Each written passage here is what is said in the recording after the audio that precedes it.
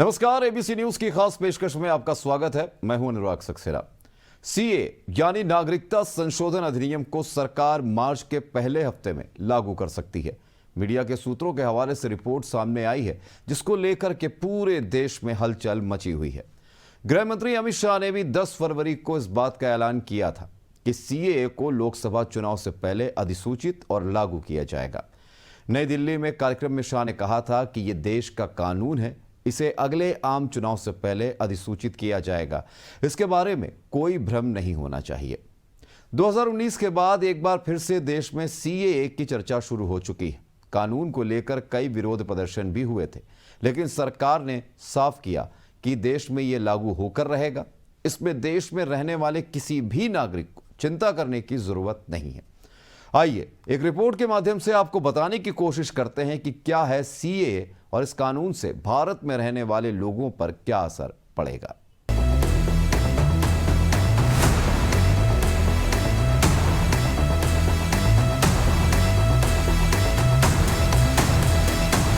CAA देश का कानून है, इसको कोई रोक नहीं सकता और हम सीएए को लागू कर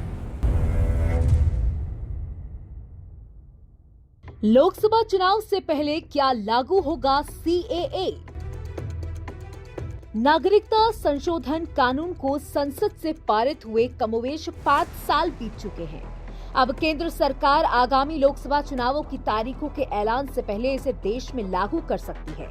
सूत्रों के मुताबिक इसकी तमाम तैयारियां कर ली गई हैं और आचार संहिता से पहले इसका नोटिफिकेशन जारी किया जा सकता है। ऐसी आशंका इसलिए जताई जा रही है क्योंकि हाल ही में केंद्रीय गृह मंत्री अमित शाह ने ऐलान किया था कि आम चुनाव से पहले सीएए लागू होगा। उन्होंने कहा था कि लोकसभा चुनाव से पहले सीएए को लागू करने को लेकर नोटिफिकेशन जारी कर दिया जाएगा। ऐसे में साफ कर देना चाहता हूं कि सीएए से किसी की भी नागरिकता नहीं ली जाएगी। ममता बनर्जी सीएए का विरोध कर रही है, सीएए कर रही है, मगर मैं आज इस सभा में कहकर जाता हूं, ममता दीदी, सीएए देश का कानून है, इसको कोई रोक नहीं सकता और हम सीएए को लागू कर रहे हैं। भाई और बहनों, जो वहां से आए हैं वो सभी हिंदू भाइयों बहनों का इस देश पर इतना ही अधिकार है जितना मेरा और आपका अधिकार है। मंत्री शांतनु ठाकुर ने कहा सीएए लागू होकर रहेगा। केंद्रीय राज्य मंत्री शांतनु ठाकुर ने भी पश्चिम बंगाल के दक्षिण 24 परगना जिले में बीजेपी के कार्यकर्ताओं के एक बूथ सम्मेलन को संबोधित करते हुए कहा था कि मैं सीएए को राष्ट्रीय स्तर पर लागू करने की गारंटी दे सकता हूं। इसे पश्चिम बंगाल समेत भारत के सभी राज्यों में लागू कर दिया जाएगा। वो तो आप सब खुद ही देख लेंगे। मैं इस मन से ये गारंटी दे रहा हूँ। ভারতবর্ষে সিএ লাগু হবে এই গ্যারান্টি আমরা আজকে এই মঞ্চ থেকে দিয়ে গেলাম। ভারতবর্ষে সিএ লাগু হবে এই গ্যারান্টি আমরা আজকে এই মঞ্চ থেকে। क्या है सीएए? सीएए का फुल फॉर्म नागरिकता अधिनियम है। नागरिकता संशोधन अधिनियम 2019 एक ऐसा कानून जिसके तहत दिसंबर 2014 से पहले 3 पड़ोसी देश यानी पाकिस्तान, बांग्लादेश और अफगानिस्तान से भारत में आने वाले 6 धार्मिक अल्पसंख्यकों यानी हिंदू, सिख, बौद्ध, जैन, पारसी और ईसाई को नागरिकता दी जाएगी। लंबे समय से भारत में शरण लेने वालों को इससे बड़ी राहत मिलेगी। इन देशों के लोगों को मिलेगी नागरिकता। साल 2019 में नरेंद्र मोदी की अगुवाई वाली केंद्र सरकार ने नागरिकता कानून में संशोधन किया। इसमें अफगानिस्तान, पाकिस्तान और बांग्लादेश से 31 दिसंबर 2014 से पहले आने वाले 6 अल्पसंख्यक हिंदू, ईसाई, सिख, जैन, बौद्ध और पारसी को भारत की नागरिकता देने का प्रावधान किया गया था। नियमों के मुताबिक नागरिकता देने का अधिकार केंद्र सरकार के हाथों में ही होगा।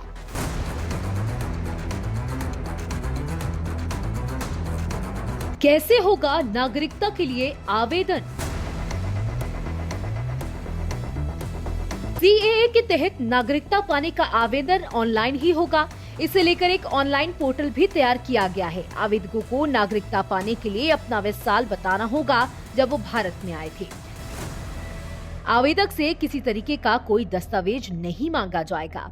नागरिकता से जुड़े जितने भी मामले लंबित उन सबको ऑनलाइन ट्रांसफर कर दिया जाएगा। आवेदन करने के बाद गृह मंत्रालय आवेदन की जांच करेगा और आवेदक को नागरिकता दे दी जाएगी। सीएए पर क्या कहती है सरकार? सरकार का ये मानना है कि सीएए केवल मुस्लिम बहुल देशों के सताए हुए अल्पसंख्यकों के लिए नागरिकता प्रदान करता है, जहां धार्मिक उत्पीड़न की संभावना अधिक है। भारत के मुसलमान या किसी भी धर्म और समुदाय के लोगों की नागरिकता को इस कानून से कोई खतरा नहीं है। सरकार का कहना है कि इन देशों में हिंदुओं से भेदभाव होता है, न कि मुसलमानों से, इसलिए इस मुसलमानों को इन सब चीजों से बाहर रखा गया है। अमित शाह के कानून संशोधन की बात कहते हुए ओवैसी समेत कई नेता अभिनेताओं ने सरकार का विरोध भी किया था। का नहीं है कि आपने मुसलमान को नहीं रखा, मुझे गम इस बात का है, आप मत लीजिए किसी पाकिस्तान से मुसलमान को, अफगानिस्तान से, मुझे उसका कोई मतलब ही नहीं है।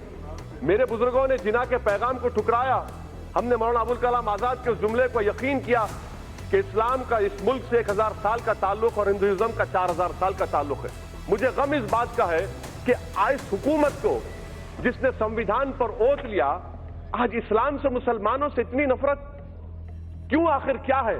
हम इंसान हैं, इस मुल्क के बाइज्जत शहरी हैं, आखिर इस नफरत का, इस डिस्क्रिमिनेशन की वजह क्या है आप में? महात्मा गांधी कैसे महात्मा बने मालूम मैडम?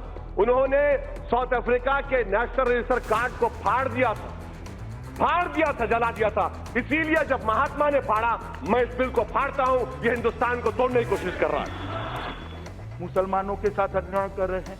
मैं फिर से क्लियर करना चाहता हूं कि ये बिल का इस देश में रहने वाले, इस देश के नागरिक मुसलमानों से कोई स्नान सूतक का संबंध नहीं है, उनके साथ कोई अन्याय का सवाल नहीं। मैं अंत में फिर से एक बार ये सदन के माध्यम से पूरे देश के सामने स्पष्ट करना चाहता हूं कि शरणार्थी और घुसपैठिए के बीच में मौलिक अंतर है।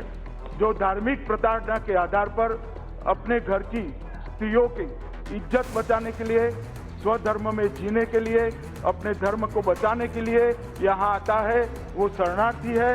और वो जो विदाउट परमिशन घुस कर आता है, वो घुसपैठिया है। दोनों के बीच में बहुत बड़ा अंतर है और ये बिल शरणार्थियों के लिए है, ये बिल धार्मिक लघुमतियों के लिए। क्या सीएए संवैधानिक है?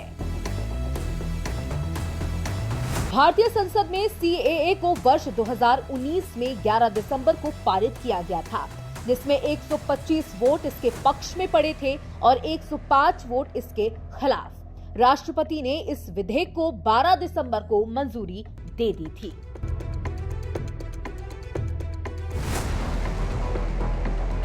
दो 2019 में बना कानून, हुए थे विरोध प्रदर्शन। साल 2019 में केंद्र सरकार ने नागरिक कानून में संशोधन करने के साथ ही देश भर में एनआरसी लागू करने का ऐलान किया। एनआरसी यानी नेशनल रजिस्टर ऑफ सिटीजन तैयार किया जाना था। इसके तहत जो लोग अवैध रूप से भारत में रह रहे हैं, उन्हें देश से बाहर किए जाने का प्रावधान किया जाना था। केंद्र सरकार द्वारा इसका ऐलान किए जाने के बाद देश भर में बड़े स्तर पर विरोध प्रदर्शन हुए।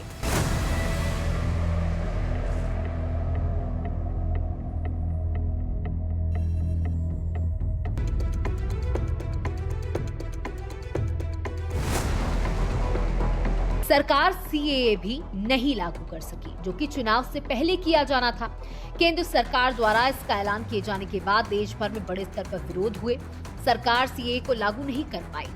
पूर्वोत्तर के कुछ संगठनों का मानना है कि इस कानून से बिना दस्तावेज वाले हिंदू प्रवासियों को नागरिकता मिलेगी, जिससे उनकी जनसंख्या बदल सकती है और संभावित रूप से उनके राजनीतिक अधिकार, संस्कृति और भूमि अधिकारों पर असर पड़ सकता है।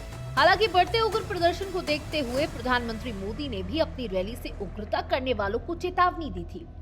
साथ ही पर्दे के पीछे बैठे मास्टरमाइंड लोगों को ये साफ किया था कि ये कानून बनकर रहेगा।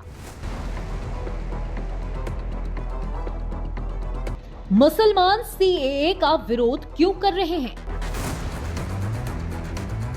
सीएए का विरोध सबसे ज्यादा मुसलमान करते हुए आ रहे हैं। दरअसल इस कानून में इन 3 देशों से आए मुसलमानों को नागरिकता देने से बाहर रखा गया। कई आलोचकों का मानना है कि कानून से मुसलमानों से भेदभाव हो रहा है और ये भारत में समानता की संवैधानिक गारंटी का उल्लंघन करता है। उन्हें ये भी डर है कि इससे कुछ क्षेत्र विशेषकर पूर्वोत्तर में और अधिक प्रवासन और जनसंख्यीय परिवर्तन हो सकता है। तो हमारी इस खास पेशकश में अभी के लिए फिलहाल इतना ही। बाकी खबरों के लिए आप देखते रहिए एबीसी न्यूज। नमस्कार।